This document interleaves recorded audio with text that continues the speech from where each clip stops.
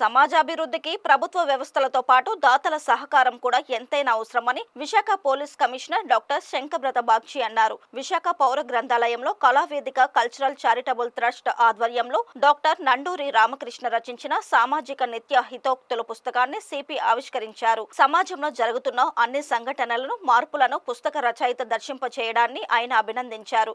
ఈ సందర్భంగా police commissioner Shankhabrata Bagchi మాట్లాడుతూ ప్రతి ఒక్కరూ ఇతరులకు తమ పరిధి మేరకు సహాయం అందించాలన్నారు. అప్పుడే చాలా సమస్యలకు పరిష్కారం లభిస్తుందని తెలిపారు. ఈ సందర్భంగా పలువురు సీనియర్ జర్నలిస్టులను సన్మానించి సమాజానికి వారు అందిస్తున్న సేవలను అభినందించారు. మన దేశంలో చాలా మంది గొప్ప రైటర్స్ జన్మించారండి. అందులో నంబర్ 1 ఎవరు తెలుసా? నాకేం తెలియదు అమ్మా, నువ్వే చెప్పు. ఆది కవి కాళిదాస్. కాళిదాస్ విరచిత కుమార సంభవం, మేఘదూతం, ఇంకా ఎన్నో ఉన్నాయి. నువ్వు చదివావా? చదవలేదమ్మా.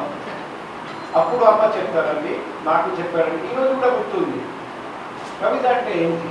ఇప్పుడు ఆ రోజు కాళిదాస్ వెళ్తూ ఉంటే దారిలో ఒక కొమ్మ, ఎండిపోయిన కొమ్మ ఉంటే ఆ కాళిదాస్ ఆయనతో కలిసి ఆయన ఫ్రెండ్ కూడా వెళ్తున్నాడు, స్నేహితుడు.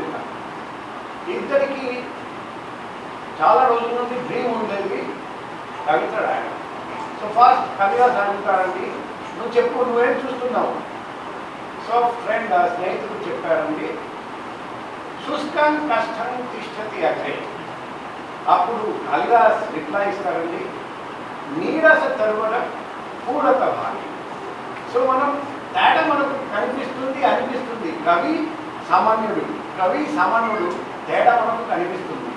ఆయన నేను చెప్తాను శుష్కం కష్టం తిష్టతి అగ్రే, ఆయన చెప్తారండి నీరస తరువన పూరత భాగి.